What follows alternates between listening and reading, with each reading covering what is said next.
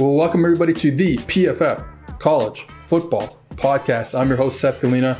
And today on the show, we have a great interview with former Nebraska linebacker Michael Rose-Ivey.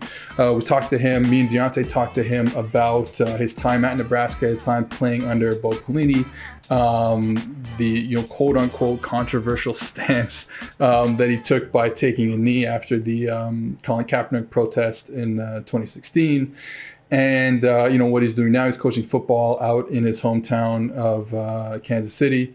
And just, talking linebacker play, the intricacies of that position. One of the things I wanted to go over before we get into the interview is the difference, I guess, between, we talk about it in the interview, but I wanted to make sure some stuff is clear. So the difference between the Sam linebacker, the Mike linebacker, and the Will linebacker. So the Sam linebacker has kind of changed over the years. I think a lot of times we talk about the Sam linebacker back in the day. That was the guy who was going to line up over the tight end, directly over the tight end, be physical with him, set the edge, and do all that kind of stuff. Now that Sam linebacker is kind of turned into, a nickel type of player. And especially at the college and high school level, you're trying to find best of both worlds and trying to find that in one player. So it's a Sam nickel hybrid. The NFL, we're still seeing more of a separate position, a guy who plays Sam and a guy who plays nickel. At the lower levels, you can't, you don't have that type of, those type of resources. So you're trying to find it in one guy. So I think that's he's your coverage type of player these days, especially against, open spread type of sets. Even if there's a tight end on the field, he's really your coverage type of player. Then we go into the Mike linebacker. He's probably your best run fitter, your best thumper. Not necessarily a neck roll guy anymore, but close to it, descendant of the neck roll. So that's your Mike linebacker in the box, pretty much always in the box, protected on either side, as the middle linebacker, though he's having to cover differently now in modern football. He does have to be a cover guy. We did see the Mike having to play in that Tampa 2 scheme that was pretty prevalent in the 1990s, the 2000s, having to cover up and down the field and trying to find an athletic player to do that. But really the Mike, especially in these days, is your best run fitting linebacker. And then the Will is kind of in between both of those two. Probably your best overall linebacker is your Will backer these days. And he's just got to be able to do both and really stop the run, but then also get out on running backs, play in the curl flat on the weak side, and be able to do all those things. So guys like Demario Davis, we talk about him on the podcast with the interview with Mike, just talking about Demario, how good Demario Davis is at that type of stuff. That's kind of your Will linebacker, is that type of player. So yeah, just wanted to get those three kind of ideas out there before we get into this interview. And so yeah, here it is. Here's our interview with Michael Rose-Ivey. All right, we now welcome friend of the podcast, a real friend of the podcast, Michael Rose-Ivey, former Nebraska linebacker, current linebacker coach and defensive coordinator for Lincoln College Prep in Kansas City, Missouri. Mike, what's going on? Well, good, man. Appreciate you guys having me on. So just wanted to, get for the people who don't know you, get your history through football, where you played in high school, what position did you play, like specifically, Mike, Sam, Will, were you coming off the edge, that type of thing, and then how you ended up at Nebraska. And again, at Nebraska, what position did you play, Mike, Sam, Will, that type of stuff. So yeah, what's your history? So my freshman year at Rockhurst High School here in Kansas City, Missouri, I was on varsity, had an opportunity to play Will linebacker at the time. We were decently multiple, I guess, for 2009. We ran some 3-4 and some 4-3 a little bit with a little mix of some type of 4-2-5 system. So I was allowed to play at that Will spot my freshman year. Then kind of my sophomore and junior year played in the Mike position.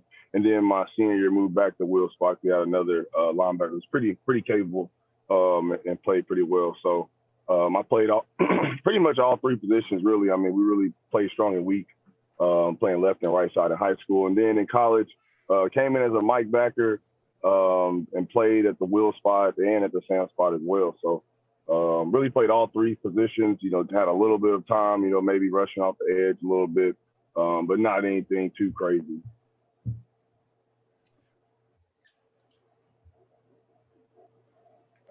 So you're at Nebraska. We need to get into this because I would imagine what happened at Nebraska in your senior year, you kneeling after the Colin Kaepernick situation happened in San Francisco, and then you guys took a stand yourselves. How did that affect your college career and your I guess your football career from that that moment and then post that moment, you guys kneeling during the national anthem? In reference to as far as it affected playing afterwards, I would say, it's a combination of a lot of things. For me, I tell people all the time, working with a lot of kids, they see you still kind of being active a little bit, like, dang, Coach Mike, why you didn't make it in the league? It's like, the anthems is I wouldn't say a low hanging fruit, for my personal story. Because I know I've had some things, on my record as far as Nebraska, just team detrimental things I know the NFL guys saw. I had, tore my groin, tore my ACL, mid pro day prep, broke my foot, as well as I thought I played, and I thought I had had an opportunity definitely to succeed at the NFL. When you're working to get to that level, there's certain, things they're looking for. And when you don't check those boxes, that hurts you in general. So I think the anthem definitely put a little more tension, I guess, on that, making that decision for a lot of clubs a lot maybe harder for me to, for them to allow me to get an opportunity, even though, I remember going to the Chicago Bears rookie minicamp, and the personnel guy set me down and he told me I was the best linebacker there. Told me, stay healthy, they'll call me, whatever, never called. But I asked him straight up, did the anthem, was the anthem situation a part of the conversation for keeping me or not? And he said, yeah, he said it's definitely something that was discussed. So I know it was something that was definitely on the table for a lot of teams. So maybe missed out on opportunities there, but also there's things that I know personally I can look back and say, hey, I messed it up myself. So that's a beautiful part of what I'm doing now, is trying to get back to these kids and pour into them and help them understand and realize, there's things you got to take care of outside the game and inside the game that's going to either prevent you or allow you to get to that next level. And it's a corporation, it's a business. They have an agenda.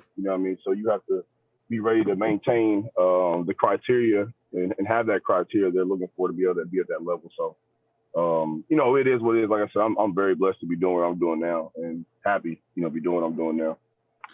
You mentioned talking to the kids. I know that you are like a football coach in terms of coaching, like I said, DC linebacker coach at Lincoln Prep, but you also do a lot of work with position specific stuff with linebackers, with edge guys, with D-line stuff. So how is that when you look at the landscape of coaching high school and stuff like that? I would imagine when you were coming out of high school, you didn't have someone like that where you can go and just get, position specific stuff. Obviously, I know, from the quarterback perspective, that's something that wasn't available 15 years ago, 20 years ago. And now, everyone has a private quarterback coach. So what are the type of things you're trying to get, into the kids' heads, either from a football perspective or, like you said, from a more of a life general perspective? Yeah, I think first off, start the life general perspective.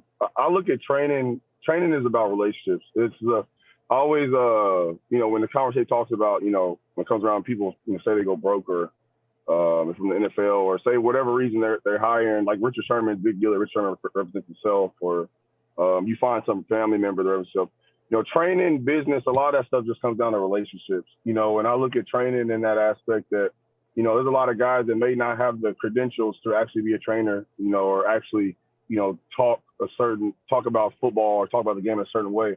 But because they're able to tap into that kid's mindset and have him, basically run through a brick wall for that guy, that's the biggest thing you can get, is just someone to be able to follow you and say, hey, I trust what you're saying.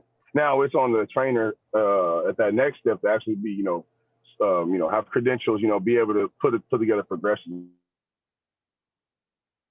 and things like that. So that's the first thing. Like, I just want to make sure I have a relationship with kids where, you know, we come in, we can talk about, you know, how life's going, school's going, things like that. And we kind of break down those barriers that may lead them to not be able to accept the coaching when we get on the field. And then just with the training, like, I mean, I really love, I think I do love the training as much as the coaching, just because you can see the individual progression, you know, with players, you know, getting more confidence in their skill set and their body and their movement. And those things all translate and are a big reason why they become successful on the field. And, you know, it's really cool to get guys that, you know, don't necessarily believe in their ability or don't understand they have the capability that you see in them, and you know, helping them bring that to light. So a lot of it is definitely you know, it's a rewarding situation to be in. You know what I mean? Especially working with some youth athletes.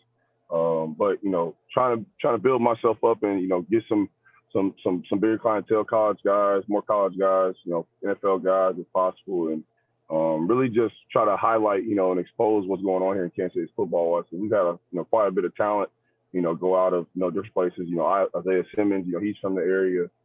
You know, a couple of guys that was just actually at Nebraska with me, Khalil Davis, former D tackle at Nebraska. He just won a Super Bowl with the Bucks. So it's a bunch of guys from the city are doing some really good things, and it's great to highlight that and, you know, be a part of that in this region, in this city. So you kind of mentioned that you work with some younger guys. So I guess what I'm interested in, you don't have to break down your entire regimen for them training wise, but how much is the work about kind of building up a certain baseline in terms of ability versus maybe like presenting game type situations and seeing how they react to that? Or, you know, if there's something completely different that I'm missing. So when you're bringing in some of these younger guys, what are you looking to advance in their abilities first? Okay, let's start with a specific position. Let's talk about D-line. So, like, the biggest thing with D-line that I like to tell them is that essentially we're trying to create a toolbox, a tool set when it comes to pass rush. The foundation of that pass rush to get off would be your actual tool belt. You know what I mean? If I'm a construction worker, you know, I'm building something all the time, or I'm a handyman, I'm not going to go anywhere without a tool belt. So no matter what move I make, the get off has to be there. My tool belt has to be there. From then on, to say our hammer is the swipe move. Okay, our hammer is the swipe move. Screwdriver is our chop move. You know, on and on as far as tools. We're saying we got to build a skill set for you to be able to understand. Okay, when's the proper time to use my hammer? When's the proper time to use my screwdriver? And I'm really big with analogies. Like I'm maybe too. I guess my kids say sometimes too much with analogies, but I really like for people to really understand things at the simplest level, so there is no miscommunication or confusion of what I'm asking them to do. And so, you know, we really just drill hard to get off, you know, the footwork, stepping through with the inside foot on the third step, and really just drilling that hard, not really focusing on moves, you know, talking about our hips and things like that, but not really focusing on moves, and then to progress from there. You know, swipe, I think, is the easiest move to teach a guy because, you know, a lot of times, especially at the younger level, you get two hands flat coming at you at your shoulders, right? More times than not, right? Easy thing you can do is just swipe it down. A lot of guys will want to swim it, but the swipe and the step through kind of give you a bigger advantage getting there. So, you know, teach them to swipe. From then on, right, so we got a guy with low hands. Right now we're going to start working the chop, you know, and then you start working your counter moves from there. So it's all progression. And then from there, you know, really you want to put them in different situations to mimic that footwork, mimic the speed of the movement, mimic the fluidity of the movement, and then, you know, translate that to one-on-ones that, you know, we are able to do pretty frequently because there's a O-line trainer here at the facility I'm at. So we get to see those live reps. And sometimes we come in, we don't even do anything. We just go watch the film. So that's really what I'm all about. You know, I was the type of player, I learned a lot from film. So I think it's important to include that in my training, so that, you know, kids understand, right, we're not looking for highlights, right? We're not looking for the cool plays. We're looking for the things that are going to help us be successful, those small detail things that come up, you know, late in the game or in some type of situation. So just getting them to understand football, you know, kind of fall in love with the process that football brings, because it is rewarding, you know, to those that, you know, are disciplined enough to take advantage of it. So just trying to give them that game there and take them to the next level. If they want to play in college, we got to, you know, work like we're college athletes, you know what I mean? So just trying to get them to elevate their mindset and hopefully elevate their own field play as well. Do you see, now that you've been around the game for numerous years, have you seen like live the difference in body types as it pertains to the front and even like the safety position, maybe even the corners too, but really like the spine of the defense. What are your thoughts on how the game has changed throughout the body types? Like, there's the Sam became a nickel, right? There's no more Sam anymore. Everything is kind of changing. Mikes are becoming edge rushers. Wills are becoming Mikes, that type of thing. So like, where have you seen kind of the most change, and how do you think the game, strategically is changing because of those things? Yeah, I mean, I'm a personal testimony to it. So my first freshman year, I came in at like 235, 240, and I'm thinking I'm gonna be a Big Ten Mike linebacker, just stuffing ISO runs and power, Iowa, Wisconsin, yada yada yada yada. I played my last game, our bowl game against Tennessee and Alvin Kamara, at 218 as a weak side linebacker, playing like a kind of a nickel backer hybrid. So like I went through the whole transition in college myself, and the game has definitely opened up. It's allowed for more angles inside. The inside zone, outside zone, guys becoming technicians at all levels. Used to be just Iowa, but every team is doing a pretty darn good job running inside outside zone, and making athletic linebackers run, and they're just finding those creases. It's definitely helped the run game change a little bit. As far as passing wise, linebackers got to be able to cover now. Even like you said with Mike Baggers, some edge rushers, they have to become edge rushers now because you got a guy with 4.5 speed at that running back spot. All it takes is an angle route. Just toss him to the ball to the flat, get him in space, and you're talking about 30+ yards. So those guys have to be able to cover. Everyone in the field has to be able to cover. Like I said, we equate it to basketball. Like nowadays, you got to have everybody on the floor that can shoot through. You got to be able to space the floor, and you want those guys that can take away those big yardage plays on defense now. And that's why, man, I'm always preaching. Got to get more receivers over to DB, not necessarily basketball players. I'm weary trying to get basketball players to play football. I'm over that. But more receivers that can come play DB, guys that at least know how to attack the ball and be playmakers, will always help your defense. That's fun. I talk to my coaching staff about that all the time. I can't chase basketball players either because the sales pitch that you have to get a point guard or shooting guard to be down with it's rough. It's rough. I've been coaching only 3 years, and I've tried it all 3 years trying to put some energy and effort into a basketball guy. Point guard too. That's all I always said. Point guard is like it's just a whole different mentality for him. So I'd rather go find some receivers that's in the back of that line, dropping passes, look decently hip wise. Okay, we can work with this. So I think I'm over the basketball. Same. Yep. I walk every time my receivers have indies. If I don't have anything to do, I'll walk behind their line and I'll let them know I'm the Grim Reaper. As soon as that ball hits the ground, you're gonna come talk to me. Exactly. What I wanted to ask you, this was my first year working with like the 7-on-7 kids, and I'm a linebacker coach like you are, so it was kind of illuminating to me. Obviously, I've been coaching for the last 4 or 5 years, so I see the game changing as it happens. But when I got involved with sevens, it kind of opened my eyes to the different ways I have to think skill set wise for my position. So for you as a trainer, as a coach, when you are looking at linebackers, what is kind of that baseline you're looking for from an athletic and a technique perspective that lets you know, like, not only can he play the position, but he might be all right at being a linebacker? Yeah, I say on that 7-on-7 tip you just talked about there, the first 7-on-7 evaluation we had, I told our guys, I told the linebackers, like, hey, look, we're playing with one linebacker on the field. And if that one linebacker can't play, then we're playing with 7 DBs on the field. Yep. You know what I mean? Because especially there, when you got guys running gold seam routes to the guard's ass, right? running scot free up the field.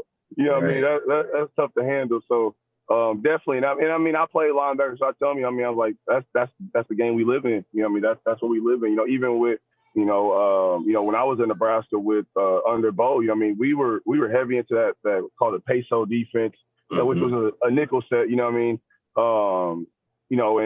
We were playing with 2 linebackers against I formation at times. You know what I mean? Sometimes. You know what I mean? So it definitely happens. But looking at linebackers, you got to talk hips, feet, just fluidity. I think college coaches are turned off with those big bulky guys, right? You get them in the crossover run and stay on the line drill, and they're drifting. I mean, big arm swings, big leg pumps. I mean, it scares them, and that's what Seth was just talking about. Hey, you got to go learn to rush, big dog.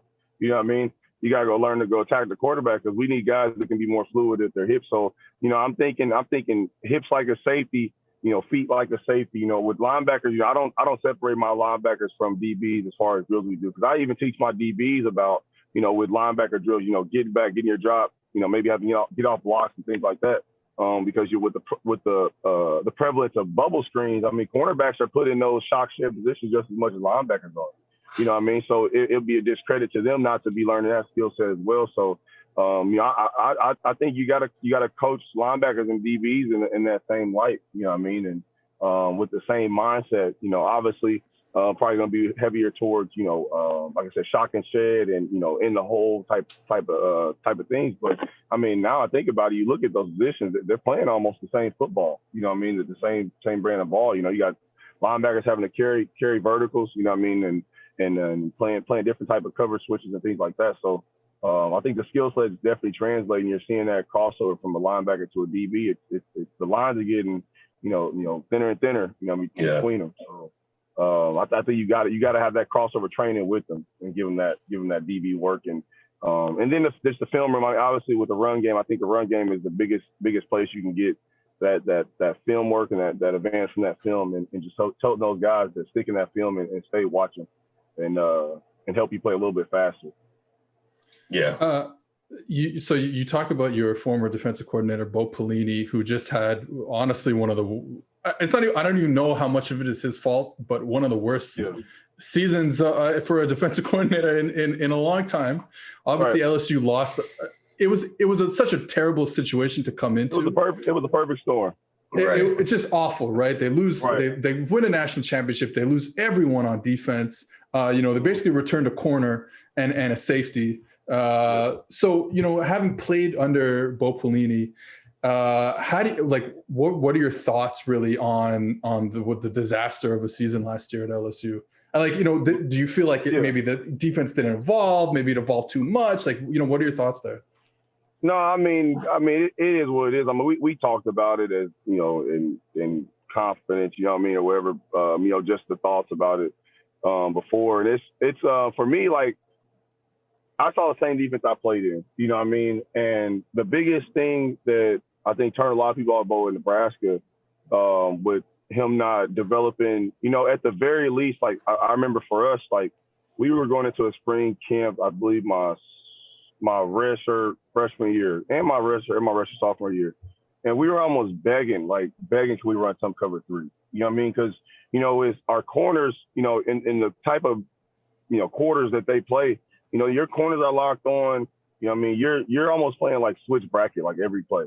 You know what I mean? Literally every single play.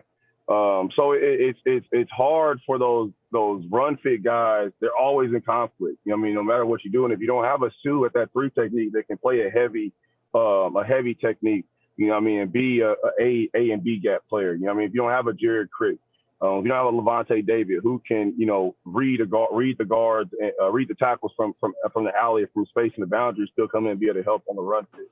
You don't have, Alfonso Denard, you know what I mean, Dejon Gomes, Diante Evans. I mean, you look at the DBs that were coming out of Nebraska when Bo was there early on. It's a list. It's a pretty nice list. Now they didn't have a lot of success in the NFL, but as far as college players, some pretty quality guys. And I think that was a credit to him though as a coach. The guys he had there. I believe Terry Joseph right now, who was at Notre Dame. He was there. Who was the other DB coach? He's at LSU right now. Forget his name.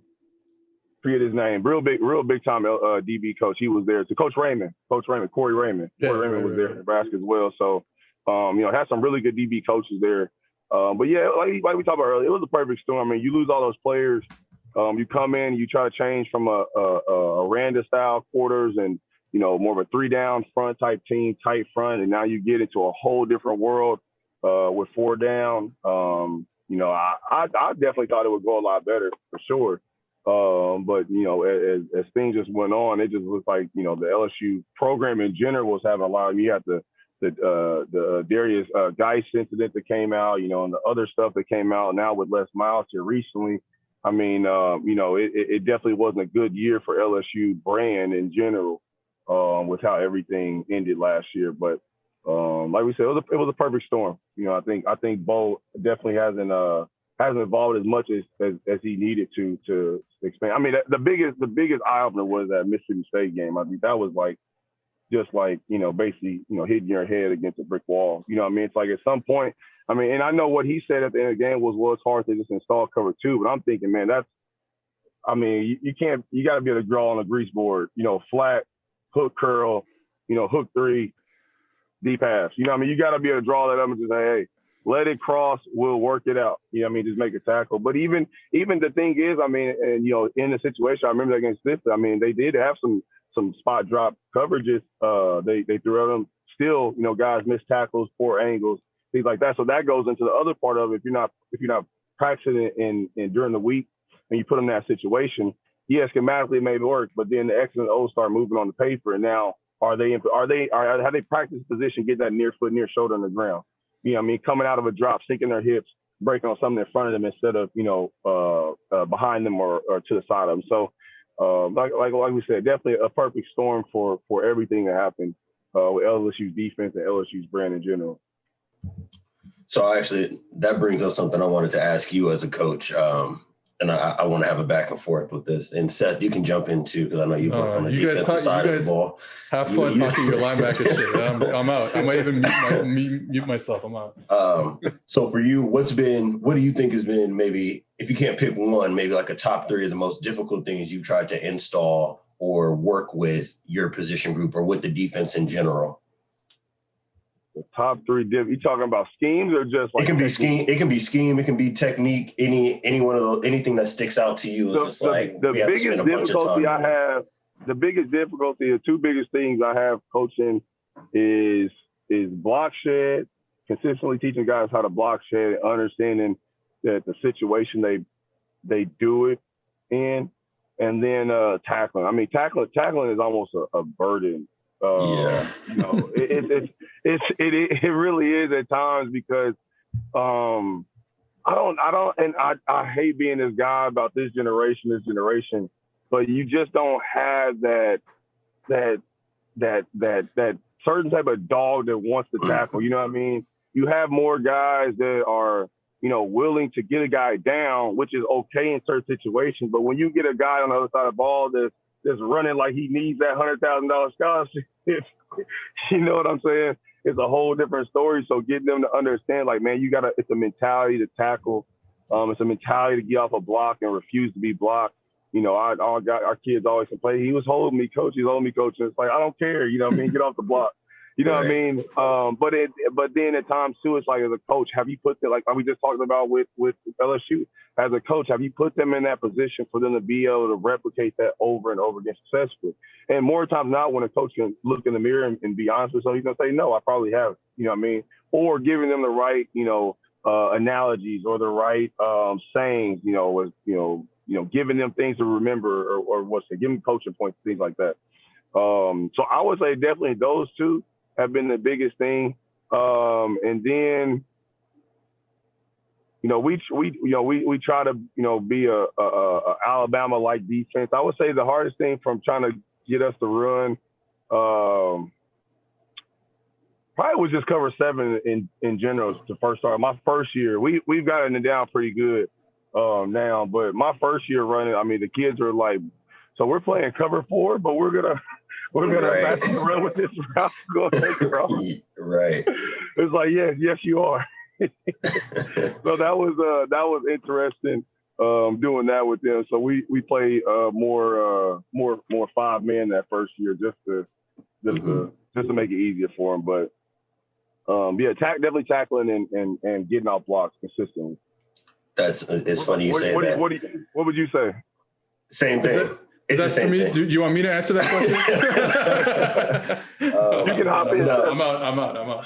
For me, no, it's the same thing, especially when you start talking about the different situations that present themselves. So like for us, we base out of like a 4-3 nickel. So my star guy, I'm using almost as like an outside linebacker type of body, but he is playing outside leverage on slots. So now it's like, I got to teach you how to take on blocks as a force player on bubble screen, as a force player for playing against 21 personnel and the team's running like lead zone, power, stuff like that. And he's an overhang outside the tight end. If we get into a situation where we're playing 2, now you're like the edge and fold player. So what does that mean in terms of if a wide receiver's cracking down on me because they're trying to run wide? What does that mean if the back is set away from me? So if they're running zone, that means it's coming to me. So I have to go fit. So like those types of things are difficult. Same with linebackers in the box. Like, what does it look like as a cover 3 player? Where am I trying to send the ball? When it's quarters or cover 2 and we're trying to spill it outside, what does that mean for me in terms of my leverage? And then, like, as you said, trying to build on those things as a progression so that way when we get to tackling, I can tell them, hey, your pad level, your eye level, how you shoot your hands, your feet, how you finish, all these things, trying to tie all that stuff together. It can be difficult, especially if you're dealing with kids who are either not familiar with it being taught that way. Like, I think that might be harder than anything is when you walk into a situation as a coach and you don't have a point of reference for how much they know. So then it's like, all right, how much language can I really give them on the front end that's not going to have them looking at me like I'm speaking Mandarin? You know what I'm saying? Right. So that happens a lot. So it's like, okay, and I tell my coaches all the time, like, we all have a bad habit of overcoaching, and I do as well. So I'm like, okay, we need to start turning this stuff into sound bites, find 5 to 7 words you can get this down to. And so that way you're just shouting it the whole time they're going through the drill, just so that way it becomes a part of the muscle memory and memorization process. So, that pad level, eye level stuff, how to shoot your hands, what the strike zone is.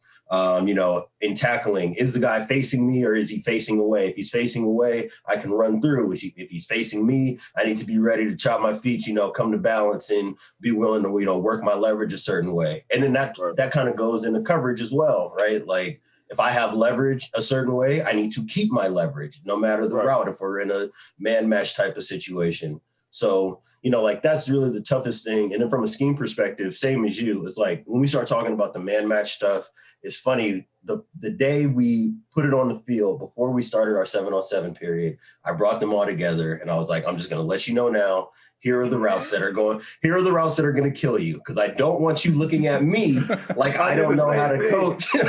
I don't want you the same thing. Yeah. I was like, I don't want you looking over at the sideline at me like I'm an idiot when we get beat on these routes. So we went through that.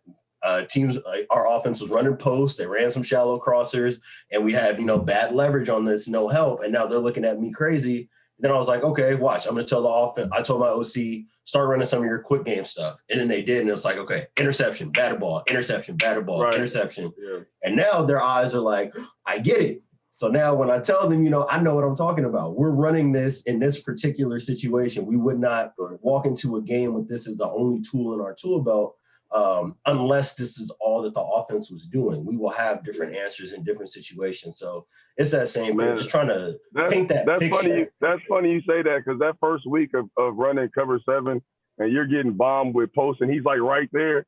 And you're clapping. It's okay. We'll make that. And your corner's looking at you like, no, I'm about to get fired. This is not okay.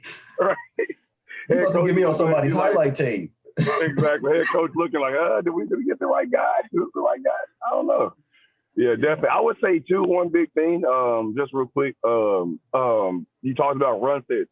Run fits, understanding your pass coverage takes you to your run fit. I think that's one of the things that another like mind-blowing thing for kids. Like when they get it, they're like, oh, that makes sense. I'm inside leverage, so I shouldn't jump outside the slot. You know what I mean? Like, It's like you want to be like, well, yes, obviously. But it's like, okay, good job. We'll give you a win there. You know what I mean?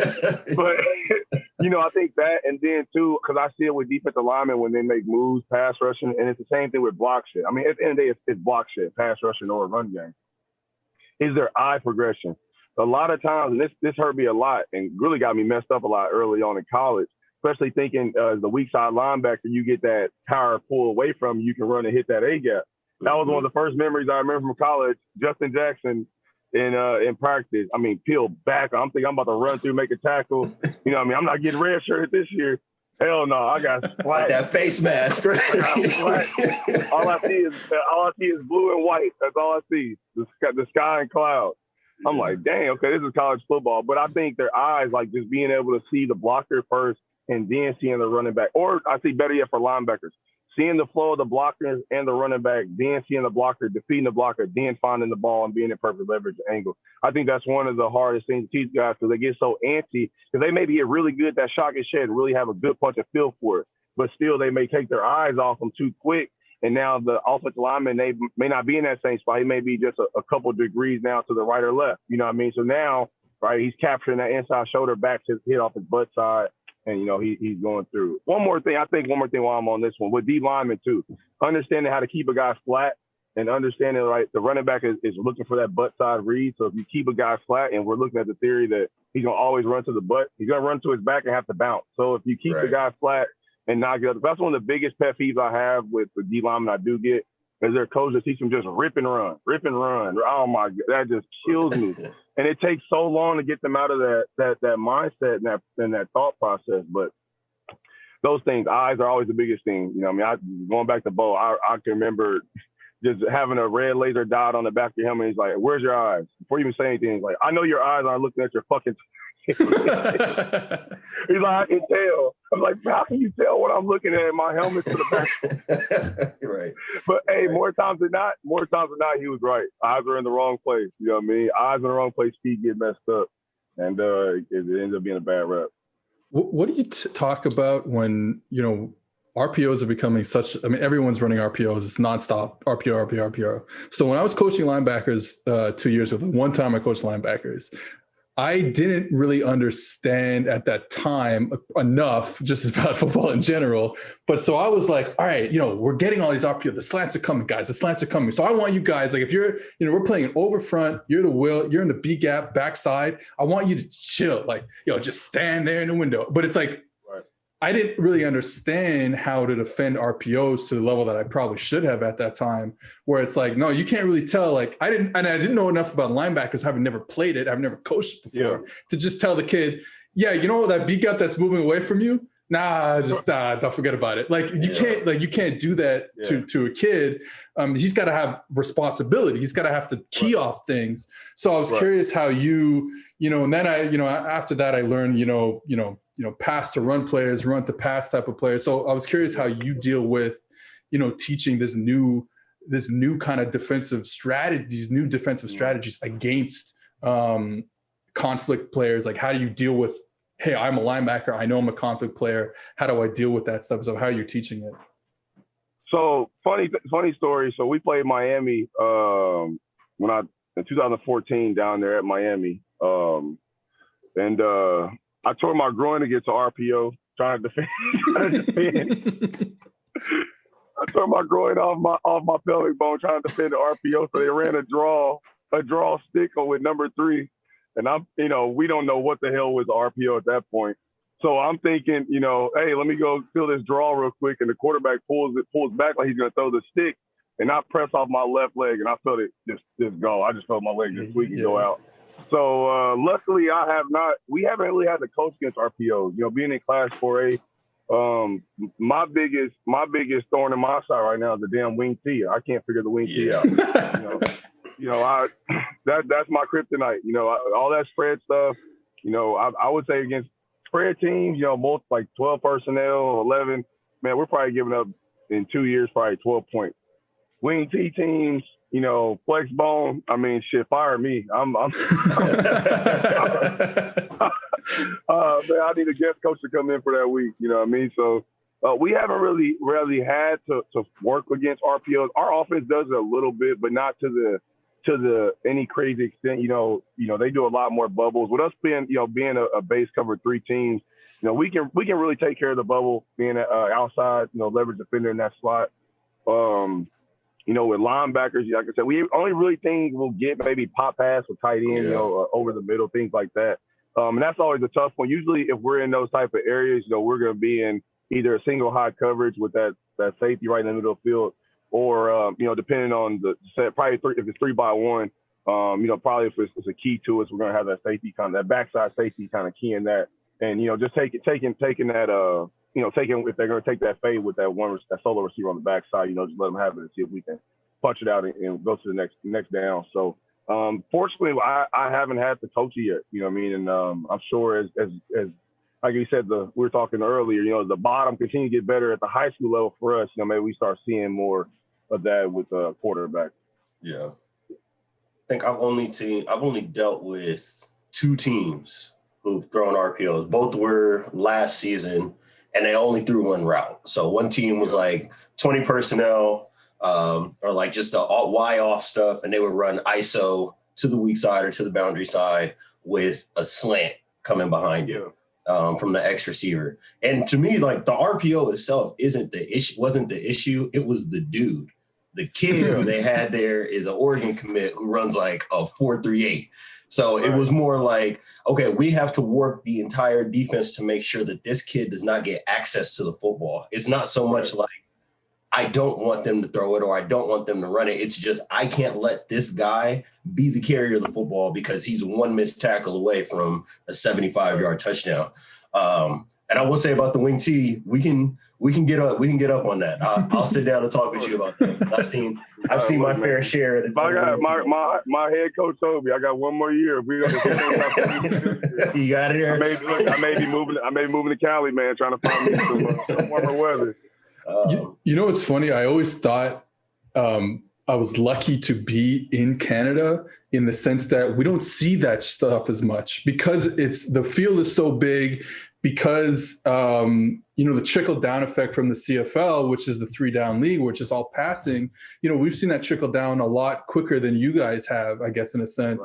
Right. So I've never been around it. Like we kind of ran the wing T one year because we had quarterback issues and how that works.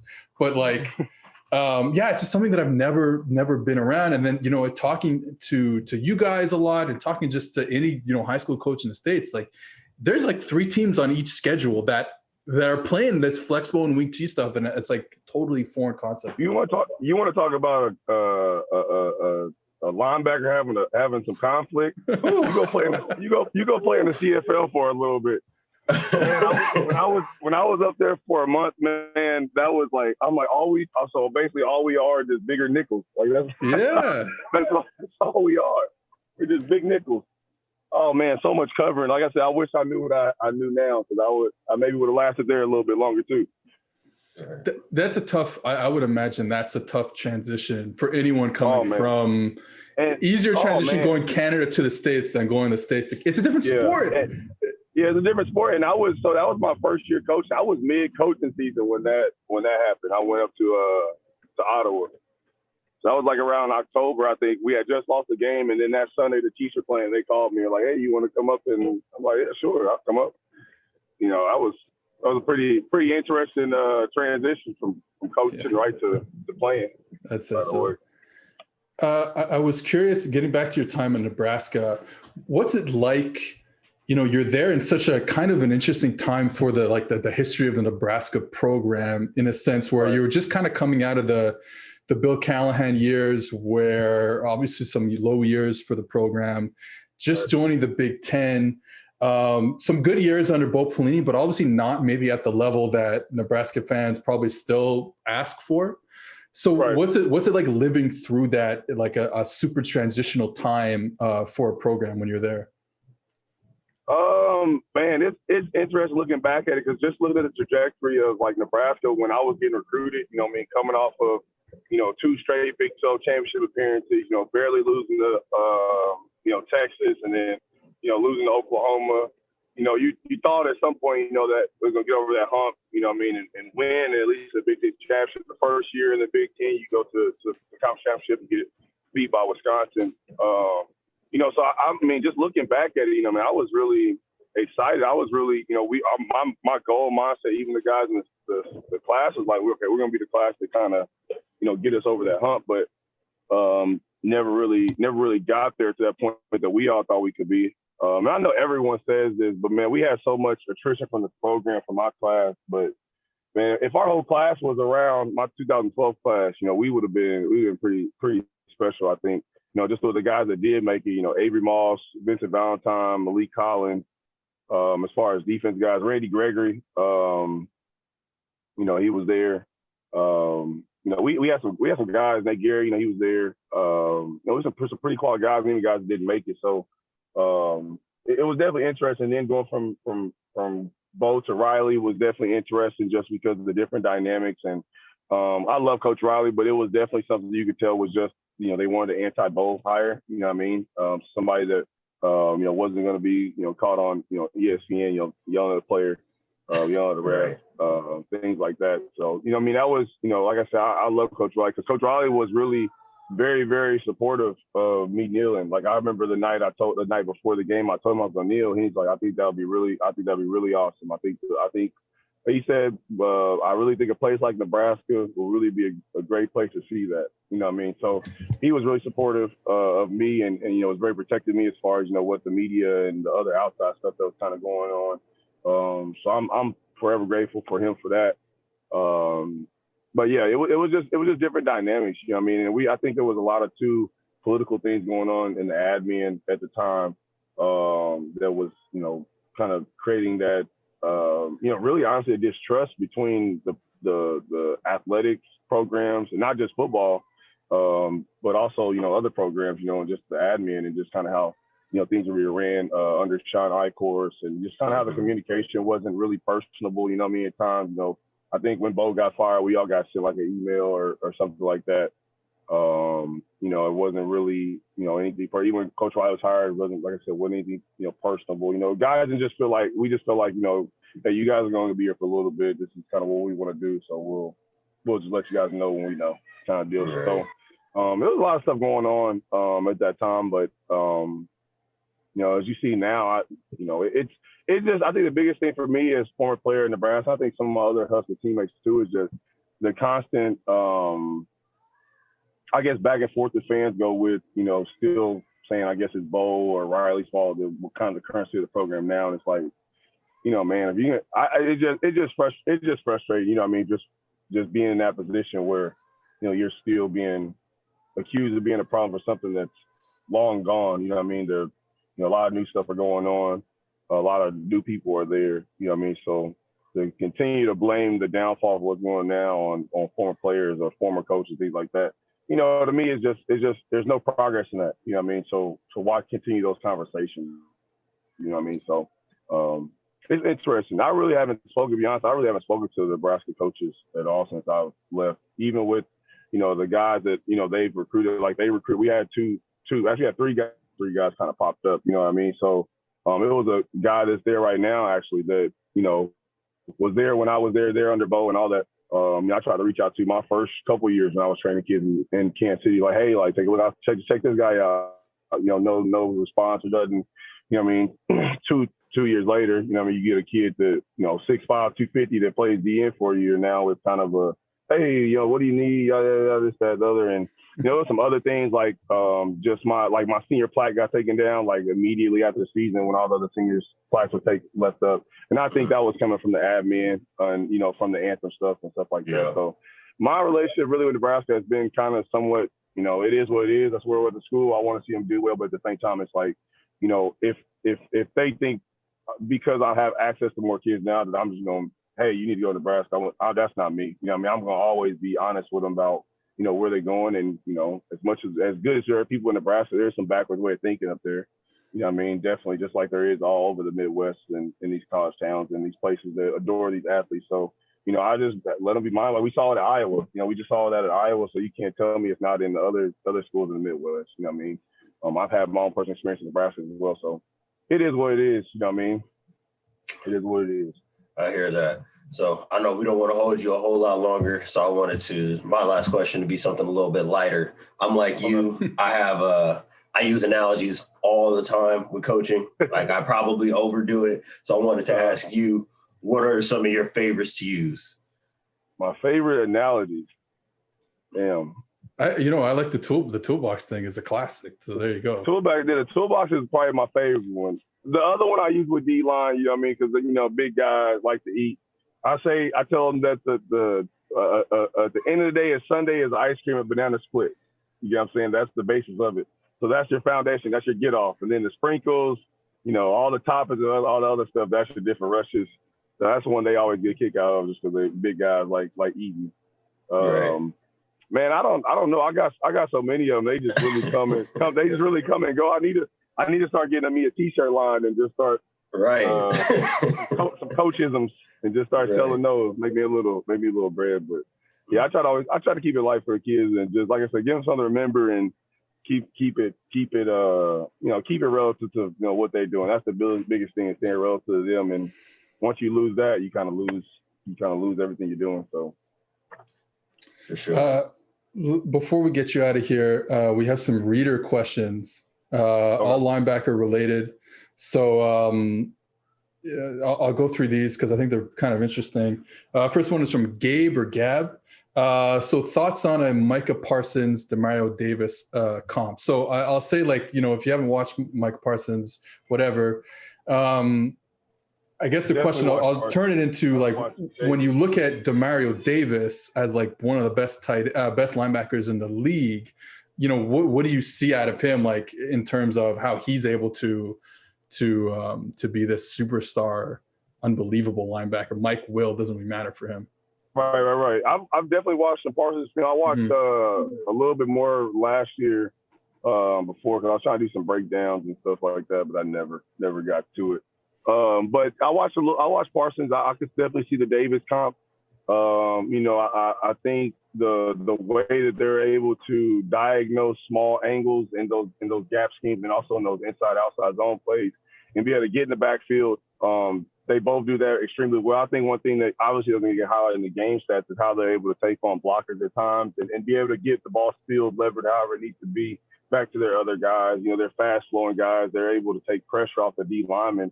We always talk about D linemen taking pressure off linebackers, but if you got linebackers who stay at 5 yards the whole damn game, you're gonna get double teamed until you're into the ground. So, that's always good. We got fast linebackers that flow downhill, make those guards get off those D linemen, let them make plays, and now you're just working off of that. I definitely think Parsons. I haven't seen. He hasn't had his pro day yet.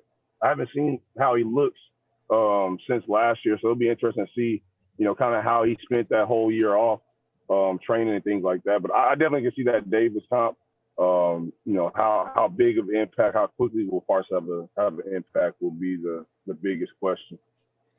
This is from Sands. Other than athleticism, how do you project a linebacker moving from a spot job zone to zone match systems? Now, I would say this is probably have to think about it the opposite way. I'm not really sure.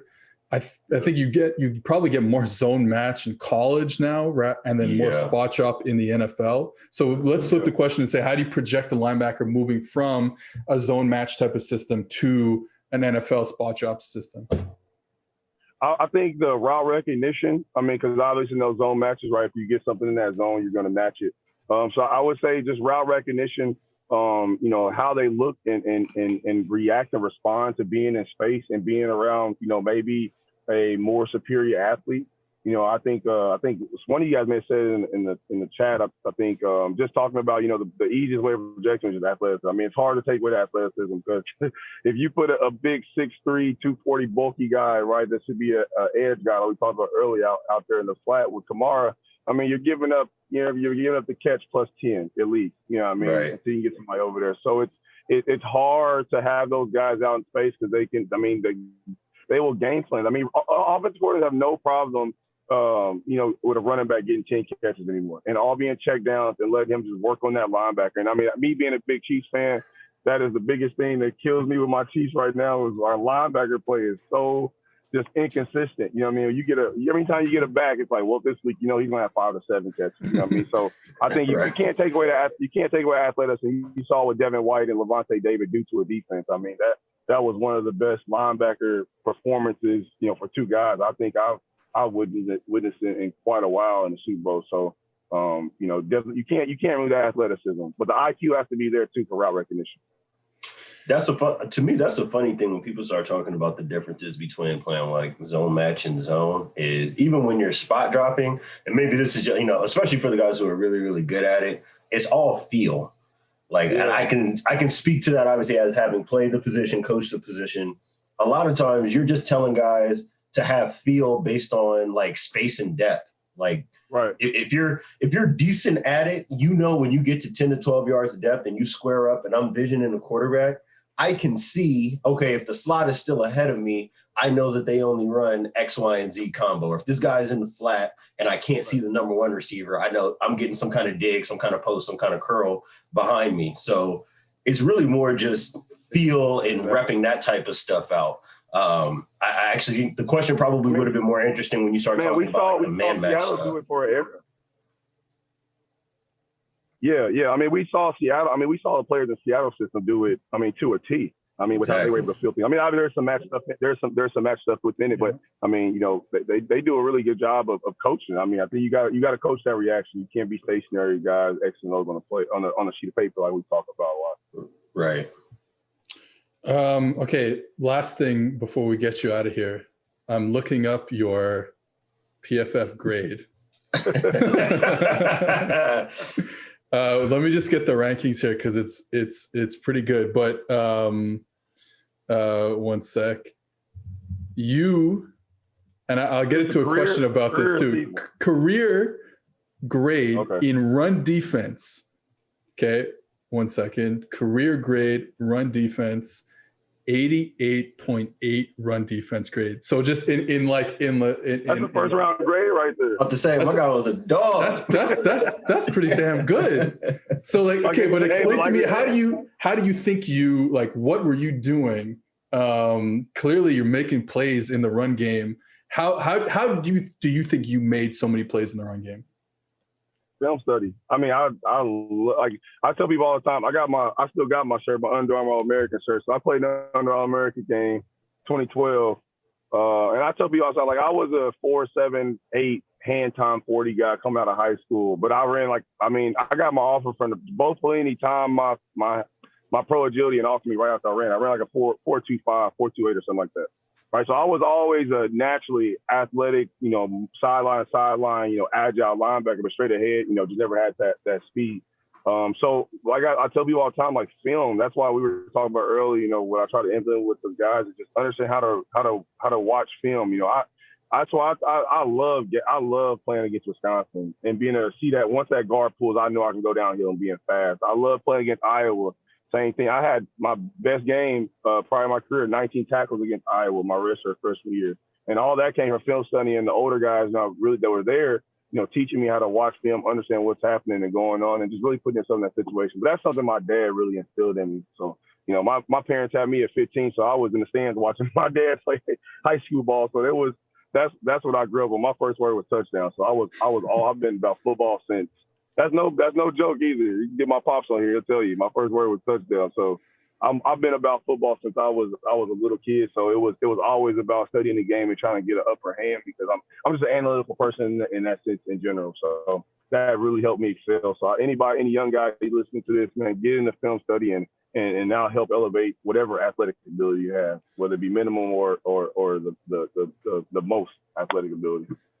I remember watching Chris Spielman's like A Football Life, and he talks about how the way he would watch film as a linebacker, and you could do this with a lot of different positions, but I think it really works with linebacker, is he would put the film on a big projector in front of him, the end zone view, and he would just he would walk through it. He would stand up and he would walk through it. So if you saw a guard pull, he would at least take 2-3 steps this way or 2-3 steps that way, depending on the call, what he thought the call would be and stuff like that. Yep. And it's like that, like once you create these connections in your brain, but it like you said, it only starts through film and only starts through having seen it so many times. Anyways, Mike, this was a pleasure. Can you tell the people where to find you? On Twitter, on the name of your the stuff you're doing. Tell the people where you're at. Got you. Again, appreciate you guys for having me on. This has been great. I really respect you guys a lot for what you guys do for the football community. Giving guys resources. Helping people see football from a different light and different perspective, and just like I said, I tried to do the breakdown stuff. That shit is a grind. You know what I mean? It really is a grind. So I really respect what you guys do and the content you guys put out there. So I always try to take a read and whenever I can and shoot you guys out a retweet so people can follow. But to find me, you find me on Twitter, Coach MRI. On IG, I believe it's Coach_MRI.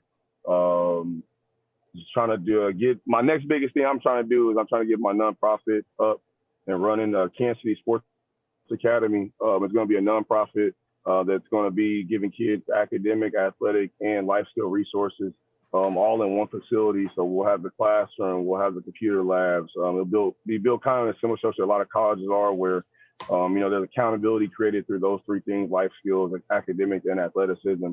So when our kids are going on to the next level, they know exactly what time in is needed to be a student athlete. They have the academic, background as far as understanding what's it going to take to get there, giving them resources. So that's my next biggest thing. I'm still working on that. I got some really good things I'm going to be doing with the people here in the next couple of months. Is hopefully give me a building by August and be really ready to go by the start of next year, later this year. So. And I'm getting married this weekend, so. Oh, congratulations! Congrats, big dog. Yeah, appreciate it. Yeah, getting married, sign of my life, boy. 25 of life right now, man. 25 of life.